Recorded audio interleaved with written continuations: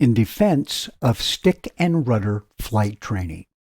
It happened in the early 1990s, and that was the time we saw the diminishing influence of World War II flight instructors and their instructional progeny. Our pilots didn't fly jets during that war. Instead, they flew airplanes that demanded exceptional stick and rudder skills. As one veteran instructor told me, you could give a P-38 pilot a P-51 manual to read and then send him to the airplane where he'd easily and safely check himself out in the machine. Pilots of that era could do these things safely because they had good stick and rudder skills. Their lives depended on it. Without the mooring provided by stick and rudder pilots of an earlier age, general aviation's flight training curriculums came under the influence and sway of the airline and jet community. It was no longer enough to produce a private pilot when it seemed as though you could create an airline pilot light, the GA version of the professional pilot. But a funny thing happened on the way to the practice area. It disappeared. No, I'm not kidding. In the last 20 years, the idea of emphasizing stick and rudder skills during a primary student's training became passé. In its place, many prominent flight schools and academic institutions began emphasizing higher-order learning strategies, such as scenario-based training, a method used extensively in the airline and jet community and originally intended for use in uber-sophisticated flight simulators. The intent was to expose student pilots to higher-order training scenarios, decision-making, risk assessment, situational awareness, etc., while they were simultaneously taught how to turn, climb, descend, and fly straight and level. Flight training syllabi evolved to reflect these ambitions with emphasis on autopilot usage, GPS training, pilot workload management, to name just a few of these higher-order scenarios.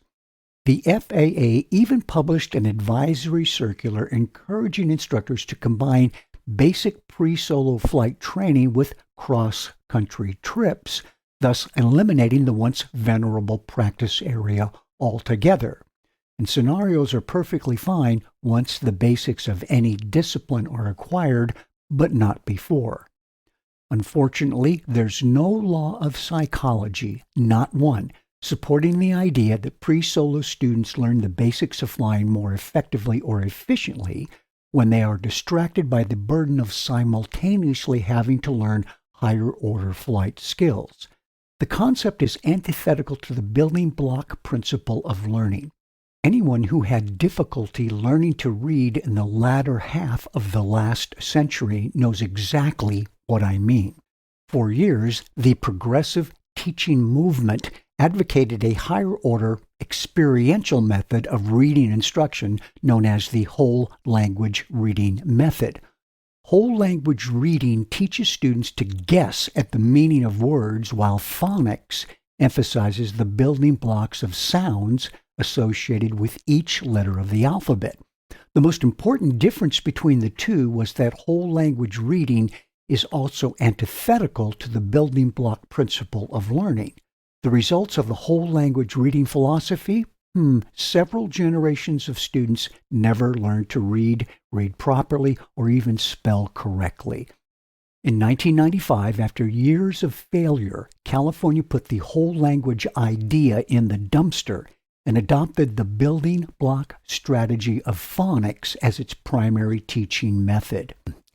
Many of today's aviation corporations, flight centers, and universities now exclusively use experiential or scenario-based flight training curriculums, all with FAA sanction and approval. As one instructor put it, we've front-end loaded our flight training syllabi with learning modules that include advanced behavioral skills during training times when the emphasis has always been on basic skill acquisition. And this explains why student pilots are being taught to fly instrument approaches before they've even learned how to land an airplane. You see, failure to focus on, much less emphasize, stick and rudder skills, especially during the formative hours of a primary student's development, often reveals itself in the same way a geologic fault does when it comes under excessive stress. Something breaks. A commuter pilot's failure to lower the nose of his turboprop airplane during a stall is just one example of such a fault. After Congress directed an aviation group to probe why some professional pilots seemingly forgot how to fly, the group recommended that airline pilots be better trained in manual flying skills, among other things. On a local level, the fault lines appear to be opening even wider given the FAA's recent demand that flight instructors receive more training in the concept of angle of attack. Now, how is it possible that a flight instructor can be deficient in such a basic stick and rudder concept? One can only guess how little the students of these instructors know about the subject of basic airmanship, yet many of these instructors were trained under our newer, higher-order training philosophy.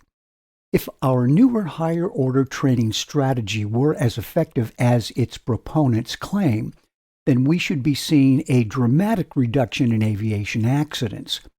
Unfortunately, the personal flying accident rate has not decreased in any proportional degree over the past 10 to 20 years. And that's a sad statistic, but it does support the idea that we need to modify our training curriculums to emphasize stick and rudder skill development.